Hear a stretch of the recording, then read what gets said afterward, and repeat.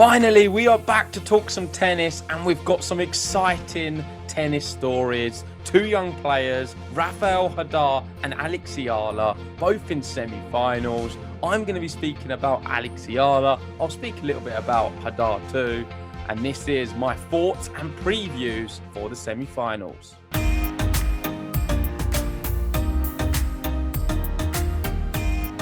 Let's get straight into it, and we are going to be getting a Naomi Osaka, Alex Eala match. Two Asian ladies who are on top of their game right now. The first time they've ever played each other. Osaka closing on the top 10. Eala at a career high currently. I think she's 25 or so, but getting ever better. Of course, Osaka's someone who's won the Grand Slam titles. Eala hasn't done it yet, but she's looking very good. And I know on some previous videos at Wimbledon, we were getting some comments saying that we're very much on the Eala hype and we're getting a little bit we're going a bit too much with her and getting too excited. But I think we have really good reason to be, because she is only 21 years old. She's now beaten Svitolina again, this time in Washington. It was straight sets, beating Leylah Fernandez before, Qin Weizhong. These are really good tennis players. And I think right now she is one of the best players in the world, one of the young players who has the ability to beat top players. I mean, I've got one here which shows it. So she records her 6th top 10 win of the season. That is the most by a player ranked outside the top 10. I think she is very good value to be a top 10 player next year.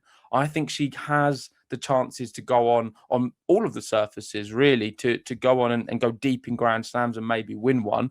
We've just seen Noskova do it at Wimbledon. Who's to say Alex Eala can't do it next year? I think this is a great year for her to build the foundations, and I think she's going to be ready very soon because, as I've said, beating Svitolina now, the last 2 times she's played, both this year. One was in Berlin before Wimbledon, then went on to have a good Wimbledon run, and now in Washington. So let's see how this match goes, of course, against Osaka. It's going to be 4 a.m., it says here, but I think this is different timing. So not for us. I think for us, it's going to be in the UK around 8:30 p.m. So you'll have to translate that to wherever you are watching. The first time ever between the two. And Osaka's won 4. She's a 4-time Grand Slam champion. So fantastic matchup. I'm going to give my prediction at the end.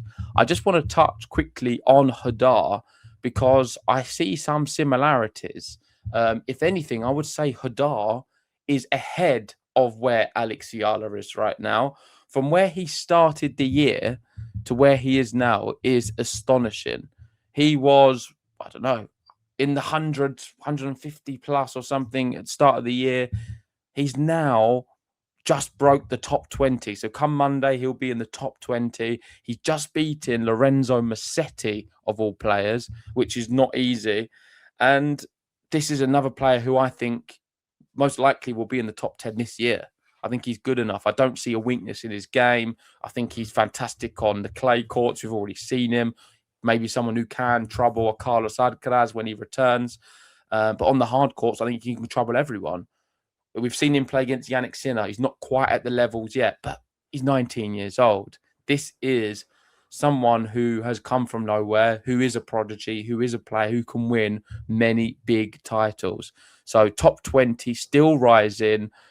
Next up, he's got the Chilean Tabio. We know he's a tricky customer, but on paper maybe easier than some of the previous matches, because I believe he started the tournament against Arthur Fils, who we know is a really good young French player. So Jodar for me is everything which Alex Eala needs to push towards.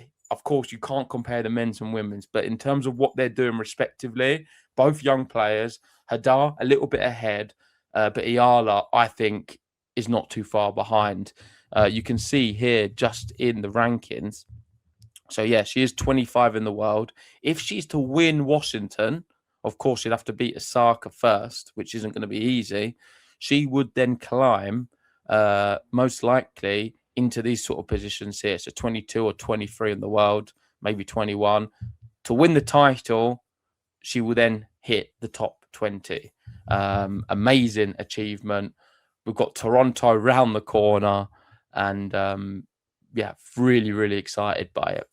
So let's give my predictions for this match first. You'll be interested to know Osaka is the favourite, 1.57 to Eala 2.38. I think that's good value. Even at the very least to take a set. She's got great chances to do so. I'm actually going to be going for an Eala victory in 3 sets. I think Osaka will take one, but I think Eala can win the match. And a big reason for that is I don't think Osaka played amazingly against Cocciaretto. She dropped the first set. She wasn't playing her best tennis. She showed a lot of fight. I think this version of Osaka is a lot more agile than what she was sort of post her break from tennis. I think she's coming back to that kind of Grand Slam level. And that's why maybe for the US Open, she's going to be right up there as one of my top picks to win it. But right now, at this stage, I don't think she's playing perfect tennis. I don't think Eala is either. However, I think she has a higher level right now. It's going to be super close. I can understand why Osaka's the favourite, but I am going to be going for Eala to win in 3. With regards to the other match, Jodar versus Tabio, rankings-wise, pretty similar. However, Jodar is far superior in my eyes, and I see this one going straight sets, and I'll be surprised if Tabio can take one. I know he's a good player, but he's no Rafael Jodar. We've lost Rafael Nadal, but we've gained another one. And just look at the guys he's beaten. Fees, Nishikori, now Musetti. Wimbledon, he wasn't too bad. I guess it was a massive shock, really, him losing to Mokazuki. I didn't see that at all. But look how well he played at Roland Garros before that, only losing to the eventual champion, Sasha Zverev. So, very interesting to see if he can now continue this level on the hard courts. I suspect he will, which makes him a really good likely champion at the US Open, but we've got plenty of tournaments before then. He is the favourite against Tabio, 1.4, and I'm going for Rafael Jodar to win in straight sets.